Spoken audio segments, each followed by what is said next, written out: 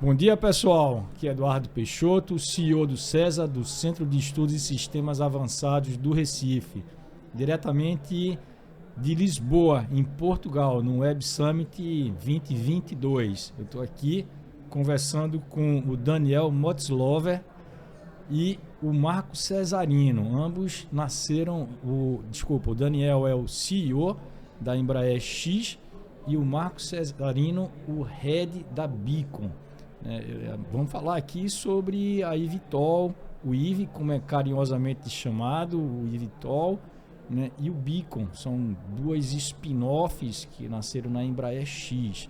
Então eu vou começar pedindo para o Daniel explicar um pouquinho o que é a Embraer X e esses dois spin-offs aí. Um já tem até participação na Bolsa de Nova York, não é isso, Daniel? É isso que aí. É o eVTOL. Vamos lá. Então, vamos contigo, lá, Daniel. Legal, Eduardo. Grande prazer estar aqui com você, batendo esse papo, e com o Marco. Somos grandes fãs aí do CESA, do trabalho que o CESA faz num dos ecossistemas de inovação mais interessantes do Brasil, né, que é o Porto Digital de Recife. Então, muito bacana estar aqui com vocês. A Embraer X, ela é o braço, né, de inovação disruptiva do Grupo Embraer. Então, a própria Embraer X, ela é relativamente jovem, né? Ela foi criada tem mais ou menos uns 5 anos. O Marco, que está aqui comigo, foi até, não por acaso, um dos cofundadores aí da Embraer X, né? Ela nasceu de uma conclusão que eu diria até humilde da parte da Embraer, né? Que já na época era muito reconhecida como uma empresa muito inovadora, uma empresa que tem inovação no seu DNA desde o seu nascimento. Imagina, fabricar aeronaves num país do hemisfério sul, né, já por si só é uma missão que requer um alto nível de ousadia, né? Então, e determinação. E determinação. As dificuldades não são pequenas. Não são pequenas. Então, essa ousadia eu diria que a gente já herdou desde o nosso fundador, visionário, engenheiro Osiris Silva. E a Embraer vem conseguindo se colocar, né, com seus produtos, serviços, em condição de competir no mundo inteiro, competindo nos Estados Unidos contra produto americano, competindo na Europa contra produto europeu.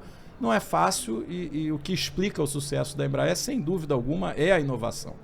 Mesmo dado esse contexto, nós, há 5 anos atrás, fizemos uma série de visitas e imersões em um outro ecossistema de inovação bem interessante, que é o do Vale do Silício.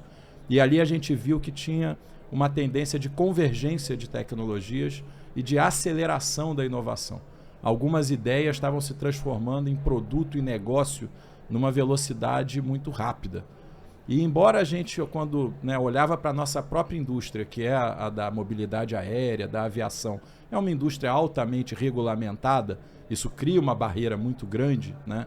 Então nós sim lidamos com alta tecnologia, mas nós também lidamos com ciclos que são muito longos de desenvolvimento.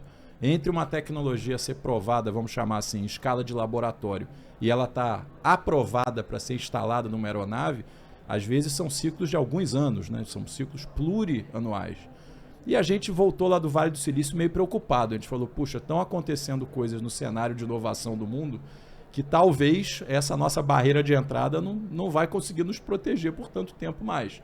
Tem outras empresas vindo de outros setores, tem startups nascendo, tem muito capital de risco fluindo e está se repensando toda a questão da mobilidade. A gente começou a discutir um conceito chamado a internet da mobilidade, a mobilidade digital, essa integração entre os modais de transporte. Isso estava criando oportunidades e ameaças, né? E para a gente se posicionar frente a esse cenário, o Conselho autorizou a gente a criar essa empresa, né, que foi a Embraer X, ou Embraer X, com essa missão de acelerar a inovação disruptiva na Embraer e olhar para aquelas jogadas que seriam de maior risco, mas também de maior recompensa. E não por acaso, né, dos primeiros projetos que a gente se apaixonou e estudou e acabou incubando, né, resultaram nessas duas empresas, duas oportunidades, né, Eduardo, que você citou. Uma delas é a IVE, que é uma empresa que vai transformar a mobilidade aérea urbana, né, não só o veículo, que é o eVTOL, mas o sistema de controle, é um software de missão crítica para controlar o tráfego aéreo de baixa altitude em cima das grandes cidades do mundo. A gente estudou esse assunto, viu que ele estava ganhando muita maturidade e velocidade no mercado. E aí, por isso, tomamos a decisão de acelerar esse spin-off. E foi um spin-off que aconteceu em 2020. A empresa nasceu ainda como 100% da Embraer. Mas rapidamente, agora em maio de 22, a gente fez um IPO dessa empresa na Bolsa de Nova York com um sucesso tremendo, né? Levantamos todo o capital necessário para ir até a certificação do produto e hoje a IVE já é uma empresa que anda com as próprias pernas, né? Já tem a sua equipe, sua governança independente, mais do que um unicórnio, né? Já nasceu valendo quase 3 unicórnios. A gente está muito orgulhoso aí desse primeiro resultado, que a gente pode chamar assim, desde a criação da Embraer X há poucos anos atrás. E a próxima grande iniciativa que a Embraer X está desenvolvendo, que nasceu mais ou menos na mesma época que a IVE, que é a mobilidade aérea urbana, porque tem a ver com resolver o mesmo problema de escalabilidade, é o Beacon, né? Que aí eu vou pedir para o Marco comentar um pouquinho aí também. Só antes de passar para o Marco, para a gente entender melhor o que é o Beacon, uma pergunta para você. O IVE é esse veículo aéreo que vai popularizar, digamos assim, o transporte, né, fora das estradas, agora numa terceira dimensão. Terceira dimensão, né, da mobilidade. Quanto tempo você acha que leva para a gente ter isso funcional e sendo já utilizado, vamos dizer, em larga escala, mas relativamente popular nas cidades? Olha, é bem rápido assim. A gente está olhando para em torno de 2026, a gente já está colocando os primeiros veículos desse tipo no mercado, né? Claro que vai haver uma curva, né? Como qualquer nova tecnologia, há uma curva de adoção, né? De aceitação e de crescimento. Então, a gente acredita que nessa década ainda, 2026, 2027, vai começar a operar alguns veículos em algumas cidades do mundo, mas de 2030 em diante a gente vê realmente uma curva de adoção já acelerada, com as grandes metrópoles do mundo adotando maciçamente. Então, a gente já imagina cidades como Rio, São Paulo, grandes metrópoles aí com algumas centenas desses veículos fazendo esse serviço de mobilidade aérea compartilhada, né? E é para ser um serviço muito acessível. É o tipo de transporte que qualquer um de nós aqui vai poder fazer uso ocasionalmente quando tiver, né, essa necessidade, pagando um preço de passagem bem parecido com o que é um táxi terrestre hoje. Eu volto para você antes, mas é interessante colocar também que, pelo que eu entendi, o eVTOL é completamente elétrico, né? Então, 100% elétrico. Pegada de carbono aí zero. Exatamente. Já. Bacanão. Ele não tem emissão local e nós estamos estudando toda a vida útil, né, dele, desde antes das etapas de fabricação, operação e a vida final. Estamos estudando todos os componentes para ter certeza que ele é o veículo símbolo da sustentabilidade. Legal demais. Ruído, né?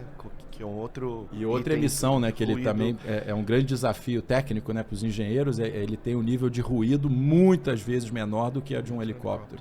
Excelente. E eu estou entendendo que o Beacon surgiu para resolver um outro problema que vem em conjunto com a criação de veículos aéreos mais populares, né? A gente tem pelo que eu entendi aí, conversando um pouco antes com o Marcos antes, a gente tem um problema hoje de manutenção já no sistema aéreo como ele existe e com o lançamento de veículos mais populares, né, para transitar dentro das cidades, esse número de veículos aumenta exponencialmente e aí o problema de manutenção também. Conta aí pra gente, Marco, o que é que o Beacon faz e como é que vai ajudar na solução desse problema, então. Exatamente, Eduardo. Seguindo a missão, então, da Embraer X que o Dani comentou, de acelerar futuros possíveis, né? O Beacon, ele olha hoje um futuro que precisa muito ser acelerado, que é o futuro da digitalização na aviação de hoje, né? Quando você olha serviços, o que nós não enxergamos como passageiros, mas que tem que acontecer para que os aviões pousem, decolem com segurança e principalmente decolem on time, né, no horário previsto. E é esse problema, né, quando a gente olha o atraso e o cancelamento, e principalmente pós-pandemia, com a outra componente que cresceu, que é o problema de escassez de pessoas, escassez de profissionais, o resultado disso que impacta todos nós como os passageiros são os atrasos e cancelamentos. E por que isso está acontecendo? A aviação ela cresceu, e as ferramentas e toda a malha de comunicação em serviços, ela ficou parada no século XX. Telefone, e-mail, para coordenar problemas complexos. Então, até aparelho de fax. Até aparelho de fax, eu tenho posso provar. Quando acontece um problema de manutenção não planejada.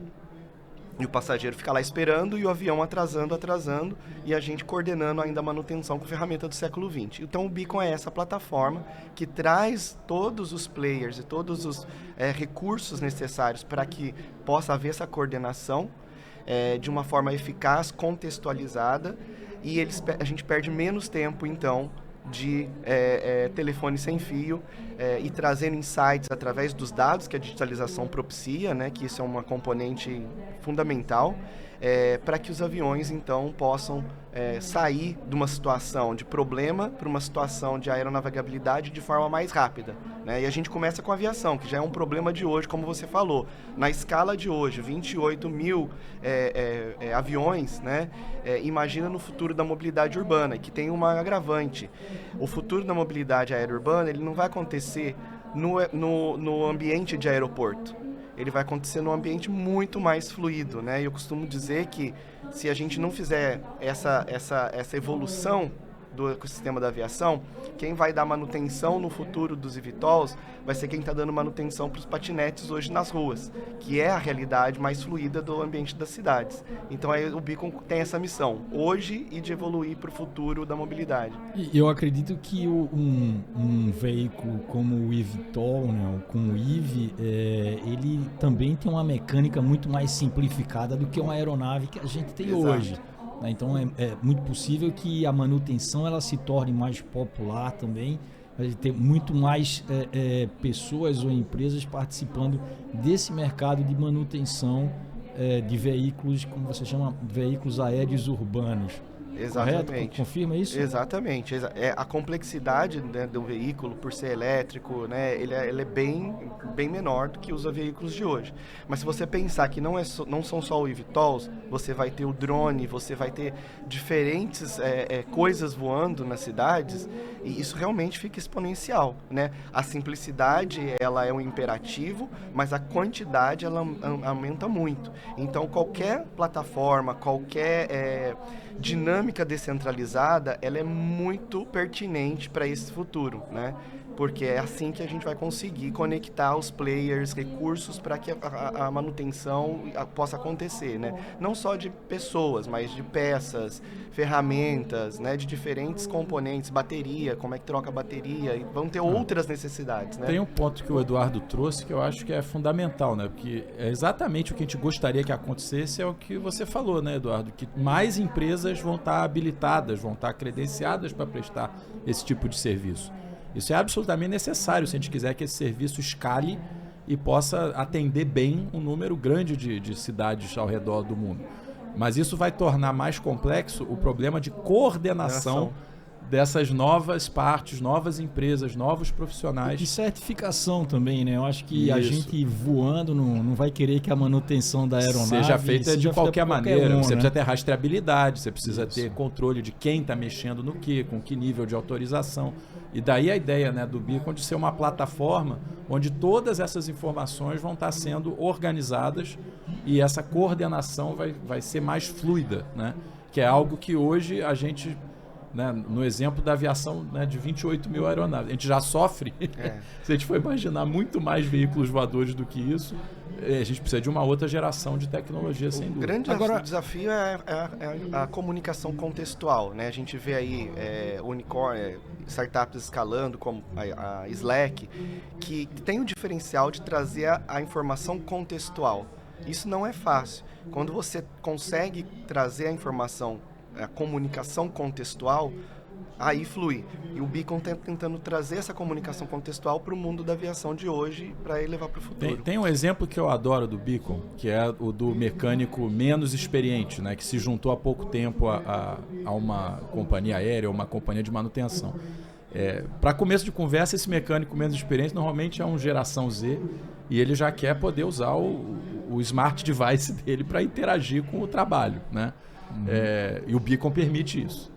Aí, bom, ele vai começar uma ordem de serviço, vai tentar resolver um problema. O Beacon também ajuda ele dizendo o seguinte: olha, esse problema que você precisa resolver agora, nós identificamos aqui 3 problemas muito parecidos com ele que aconteceram com uma aeronave também igual a essa num aeroporto tal, tal e tal, e o outro mecânico mais experiente conseguiu resolver com sucesso isso, né? assim, assim, assado. E era uma solução de 10 minutos, ou de 15 minutos, ou mais curta, né?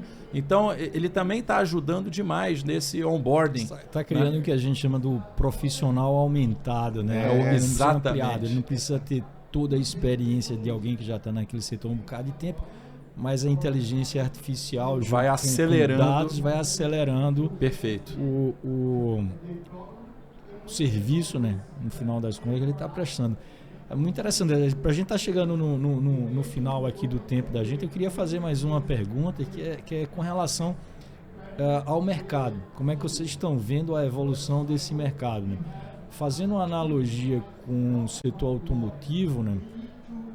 As montadoras de veículos, elas são poucas, talvez porque existe uma complexidade muito grande em fazer um carro, né? De montar um carro. A gente olha para o motor do carro, algo como 400 peças que precisam ser compostas e é um motor complexo de ser montado, né? No caso do carro elétrico, eu já ouvi falar que é um décimo disso, ou seja, 40 peças para você montar um motor elétrico, né? Muito mais fácil manutenção, e que a complexidade não está mais no motor, e sim na bateria. A bateria que é o ponto-chave hoje da competição, bateria que durar mais, quem conseguir criar alguma bateria que dê uma maior autonomia ao carro é que vai estar na frente. Como é que vai evoluir esse mercado do eVTOL? Dá para fazer a mesma analogia? Vai haver um boom, digamos assim, de fabricantes de veículos de mobilidade aérea urbana? O que é que vocês esperam que aconteça? Olha, Eduardo, muito interessante essa sua pergunta, porque a gente, na verdade, já está vendo o que a gente poderia chamar de um boom de novos players no mercado de aviação, algo que não acontecia desde a época do tal do Alberto Santos Dumont. Então, eu acho que só no início da aviação tinha tanta gente diferente querendo fabricar algo que voa, né? E isso é uma revolução completa, né? Depois que da era da aviação a jato, o que foi acontecendo ao longo dos anos foi uma consolidação ao redor de poucos players que se mantiveram, vamos dizer, capazes e competentes de garantir, conseguir montar uma aeronave. Você falou do número de peças, né? E partes, né? Numa aeronave comercial, a gente está falando de 50 mil parts e numbers. Então, assim, manter o nível de segurança que ano após ano tem melhorado, né, na nossa indústria é uma tarefa realmente muito complexa. A barreira de entrada é altíssima e as últimas décadas o que a gente foi vendo foi uma diminuição do número de players, né? Até chegar em poucos que hoje têm essa capacitação no mundo.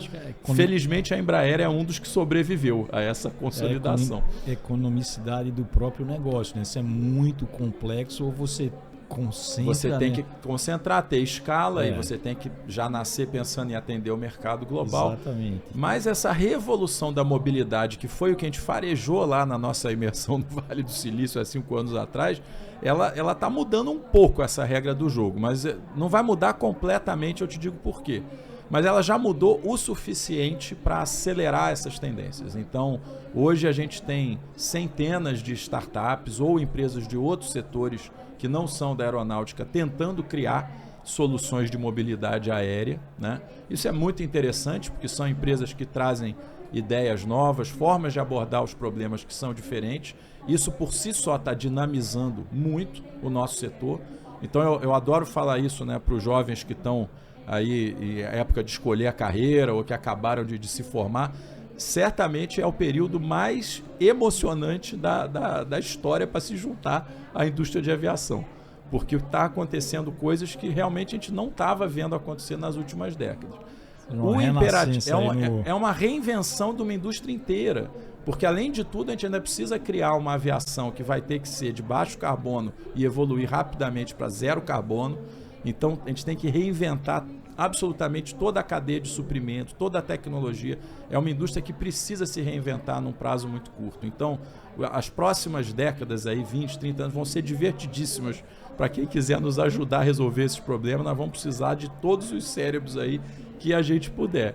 Mas o outro lado da minha resposta para você tem todo esse hype, Mas no final das contas, nenhum país do mundo, nenhuma autoridade certificadora responsável vai permitir que você fabrique um veículo que vai voar, principalmente levando passageiros, né, seres humanos como nós a bordo, se você não puder demonstrar um nível de segurança muito alto, né?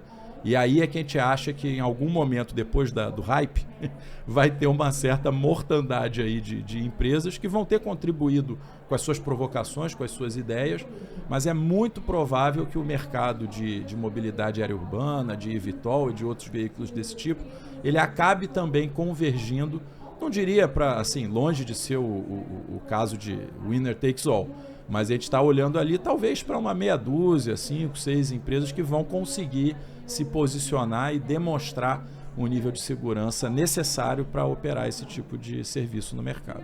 Muito bom. Então, muito obrigado aqui, Daniel, novamente, o CEO da Embraer X, e ao Marco, o head da Beacon, por esse papo aqui super interessante e futurista. Isso aí. Estou aguardando o convite para passear num desses aí, viu, gente? Opa, já está convidado. Como todos os nossos ouvintes aí que são, né, atuantes na área de desenvolvimentos digitais, de disrupção, estão super convidados, né, Marco, para vir nos ajudar aqui com nossos desafios, seja do Beacon, da IVE, da Embraer X, porque assim, os desafios são tremendos. Exatamente. Valeu então. Obrigado, gente. Eduardo. Muito obrigado. Obrigado.